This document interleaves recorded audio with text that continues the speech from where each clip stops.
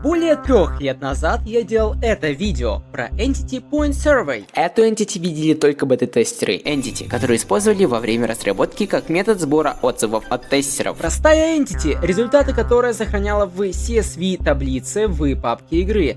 Она была в игре с самого релиза, более 10 лет. Но когда во время разработки своего мода я захотел ее использовать, чтобы у плейтестеров был UI для обратной связи, я столкнулся с тем, что этой Entity не было. В марте 2023 года эту Entity удалили для исправления эксплойтов в игре. Не передать словами мои трагедии, мои печали, мои утраты.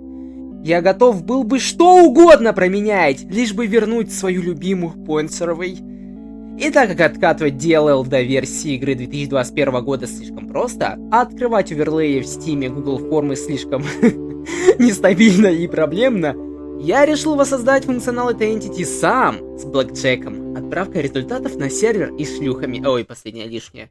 Так начался мой 2-месячный путь в реализации проекта Portal 2 Rust Overlay. Я думаю, вы слышали о Reshade или RTX Remix от NVIDIA. Вы когда-нибудь задумывались, как это работает?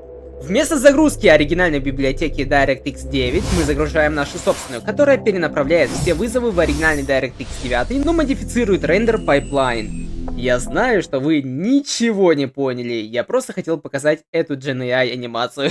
Давайте проще. Предположим, что игра — это иностранец, который говорит только на одном языке. В нашем случае языке графики DirectX 9. Чтобы общаться с компьютером, у него есть официальный переводчик, файл D3, D9, DLL.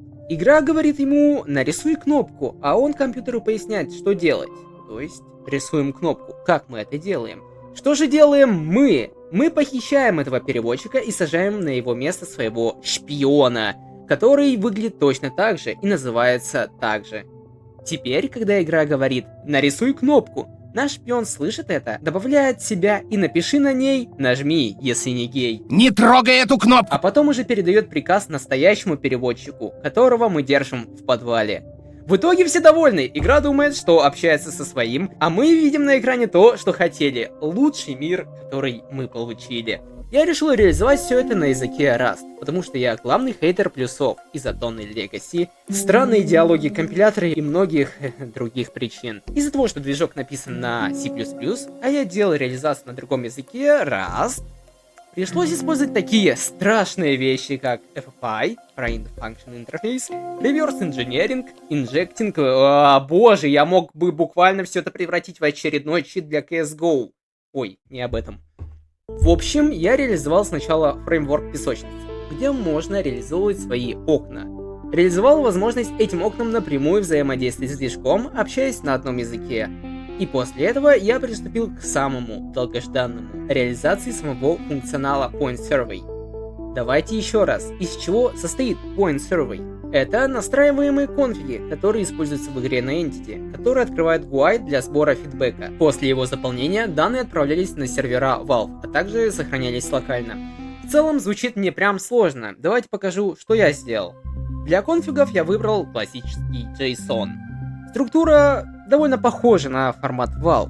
Чтобы открыть окно с определенным конфигом, используется консольная команда PointSurvey. В момент, когда окно открыто, логика игрового мира ставится на паузу, и фокус курсора переходит к нашему окну.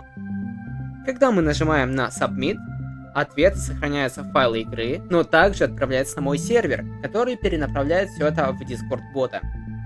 Боже, я вернул себе свою возлюбленную Point Survey! Я так счастлив, я так рад! Тем не менее, это все еще не все.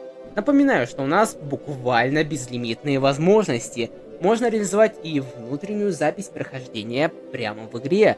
Можно регистрировать все нажатия клавиш. Можно сохранять и отправлять данные с консоли. Или немного покосплеить мелкомягких и добавить 3000 строк кода телеметрии, чтобы знать о вас буквально все. Все. Так что да, можно сделать что угодно. Но я пока что добавил только дополнительную кнопку в меню паузы. Нажав на нее, можно отправить баг-репорт или фидбэк, или репорт, баг-репорт, репорт. Я все еще развиваю кодовую базу и функционал этого инструмента, но основную задачу он уже выполняет прекрасно. А теперь вернемся к самому началу. зачем мне вообще потребовался Point Survey? Как я и сказал, для плейтестов своего мода Project Capture, о котором однажды я вам расскажу более подробно.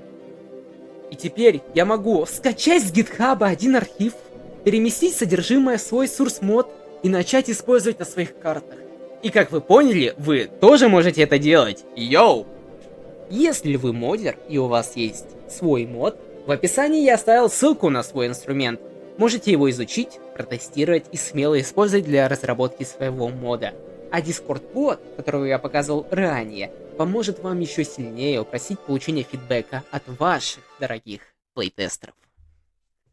Что ж, дорогие друзья, а на этом все. Впервые на своем канале я погрузился в столь низкоуровневый моддинг. О, кажется, я вижу дно. Ради достижения своей цели. Не знаю, понравится ли вам подобный контент, но если да, не забывайте слова классика, поставьте лайк, напишите комментарий. Ну а с вами был ваш Лаваш. Когда-нибудь увидимся.